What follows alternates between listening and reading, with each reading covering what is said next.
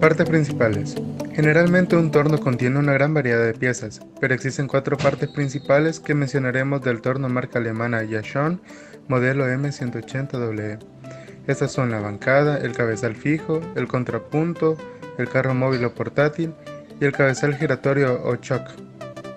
La bancada sirve de soporte para las otras unidades del torno. En su parte superior lleva unas guías por las que se desplaza el cabezal móvil o contrapunto y el carro principal. Cabezal fijo. Contiene los engranajes o poleas que impulsan la pieza de trabajo y las unidades de avance. Incluye el motor, el lucillo, el selector de velocidad, el selector de unidad de avance y el selector de sentido de avance. Además sirve para soporte y rotación de la pieza de trabajo que se apoya en el lucillo. Contrapunto. El contrapunto es el elemento que se utiliza para servir de apoyo y poder colocar las piezas que son torneadas entre puntos, así como otros elementos tales como el portabrocas o brocas para hacer taladros en el centro de los ejes. Este contrapunto puede moverse y fijarse en diversas posiciones a lo largo de la bancada. El carro portátil. Consta del carro principal que produce los movimientos de la herramienta en dirección axial y del carro transversal que se desliza transversalmente sobre el carro principal en las 3 piezas, la base, el chariot y la torreta de portaherramientas. Su base está apoyada sobre una plataforma giratoria para orientarlo en cualquier dirección. El cabezal giratorio o choc. Su función consiste en sujetar la pieza a mecanizar. Hay varios tipos como el choque independiente de 4 mordazas y el choque universal, mayoritariamente empleado en el taller mecánico, al igual que hay choques magnéticos y de 6 mordazas. El torno paralelo es una máquina herramienta que tiene por objetivo dar forma y dimensiones convenientes a una pieza mediante la herramienta adecuada. Para llevar a cabo este trabajo, el torno proporciona a la pieza un movimiento de giro y a la herramienta un movimiento lineal, ambos con la velocidad apropiada. Este movimiento tiene su origen en el motor y mediante una serie de órganos se transmite y regula hasta llegar a la pieza y a la herramienta. A este conjunto de elementos u órganos de transmisión y regulación se conocen con el nombre de cadena cinemática. La bancada es un elemento fundamental para el correcto funcionamiento de la máquina y consiste en un zócalo de función soportado por uno o más pies que sirve de apoyo y guía a las demás partes principales del torno. Caja de velocidades. En la parte exterior del cabezal del torno tenemos una serie de palancas que cambiando su posición se consiguen diferentes velocidades de giro del eje principal. En este torno es posible obtener 9 velocidades distintas mediante la combinación de posiciones de 2 palancas. Con la primera palanca desplazamos los engranes del eje superior consiguiendo 3 posiciones. Con la segunda palanca conseguimos desplazar los engranes del eje inferior obteniendo otras 3 posiciones. Las diferentes combinaciones harán variar la velocidad de giro del eje principal. La lira o bitarra es un soporte basculante para uno o más ejes intermedios que soportan engranes. Estos engranes permiten el paso del movimiento desde el eje principal de la caja de velocidades hasta la entrada de la caja de avances por transmisión simple o transmisión compuesta. Caja de avances. Hasta la caja de avance el movimiento llega a través de la lira y se direcciona bien al lucillo de roscar, de cilindrar y de refrentar. La caja de avances en realidad es otra caja de velocidades que nos va a dar la opción de transmitir a la herramienta diferentes velocidades de avance.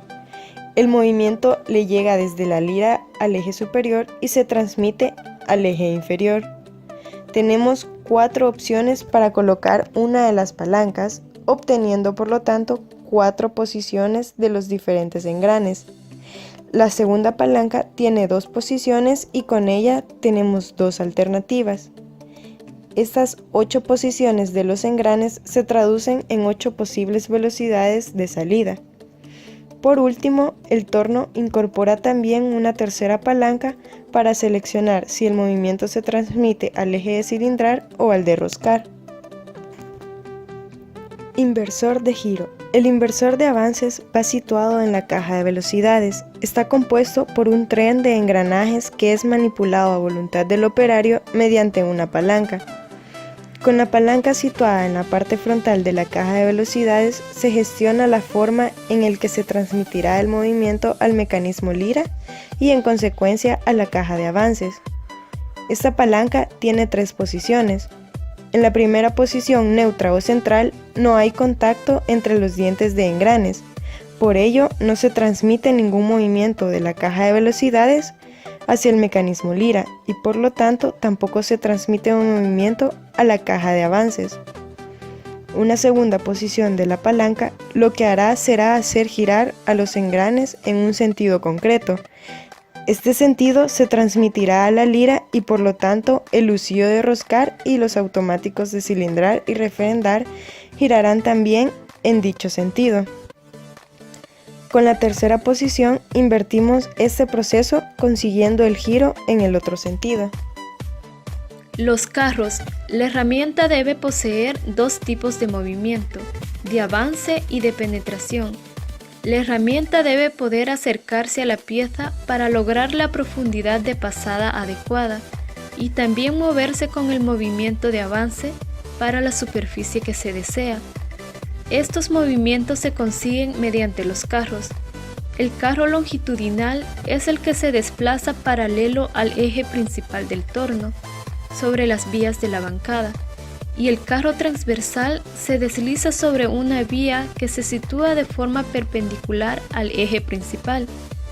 El carro orientable se apoya sobre una plataforma giratoria que puede fijarse en cualquier posición.